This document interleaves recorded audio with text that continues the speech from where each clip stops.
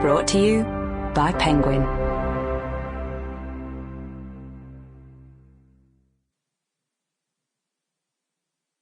A Better Tomorrow. Life Lessons in Hope and Strength by Mina Smallman. Read by Sara Powell.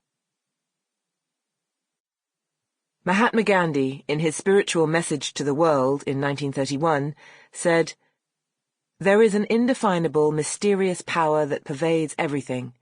I feel it, though I do not see it. It is this unseen power, which makes itself felt, and yet defies all proof, because it is so unlike all that I perceive through my senses.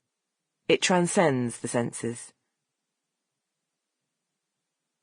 John Steinbeck wrote in East of Eden, "I believe a strong woman may be stronger than a man, particularly if she happens to have love in her heart. I guess a loving woman is indestructible." Preface. No one can imagine what it is like to lose two of your daughters at the same time, your firstborn and your lastborn. It is not something you could ever understand or prepare for. It shakes the very core of everything that you pray for and hope for your children. I try not to think about how Bibaa and Nicole left this world.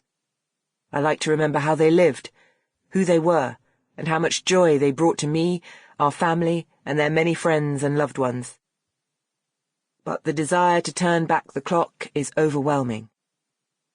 I would do anything to return to the early hours of the 6th of June 2020, the day we lost them, and save them from the act of senseless violence that took them from us. I would give my life for theirs over and over again, if I could. As a mother, even as you learn to honour your children as adults, in your mind they are never fully grown. And when you lose them, you are taken back to the moment you first found out you were pregnant with them. You go back over the pregnancies, the births, and all the milestones of development they reached during their lives, how they grew from shiny-eyed babies into unsteady toddlers, their first days at school in their new clerk's shoes, growing to be teenagers and beyond, how you watched their characters develop, the good times and the bad. As these memories run through your head, you have to be really careful that you are not too hard on yourself. For me, as a mother who worked, there's a lot of going back and thinking, I wish I'd spent more time with them, I wish I'd done more for them. All of it is nonsense.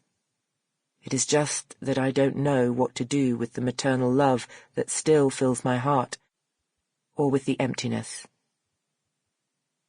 I would not still be here if not for my husband Chris, and our middle daughter Monique. They are my reason for living. What also keeps me going is the Vogue campaign to end violence against women and girls. If I can play a part in helping to safeguard all women, it's another reason to carry on, even if it's without Bibaa and Nicole. Chris is always by my side, and we're so thankful when people ask us to come and speak at events and conferences supporting the Vogue campaign. I will always speak out. People need to see what effect this kind of thing has on a family. We've met with women's groups we didn't even know were out there, and seen firsthand their dedication to the work they're doing. We've also had the honour and privilege of speaking to other parents who have lost their daughters, whether as children or adults, to violence. In knowing that we're not alone, that there are so many other people who are walking wounded, we feel held by hands that we may never touch. They lift us up, and we try to do the same for them. Taking part in talks, discussions, and Q&A events means constantly revisiting the trauma of losing Bibaa and Nicole, which sometimes is really difficult. People are always asking me how I manage it. They remember the news footage that showed me outside the murder trial at the Old Bailey in 2021, speaking out about our beautiful daughters in the direct glare of the media, having only just heard the full horror of what happened to them. How do you stay so composed, and how do you order your thoughts given what you've been through, they ask. Where do you get your strength from? The answer... Sample complete. Ready to continue?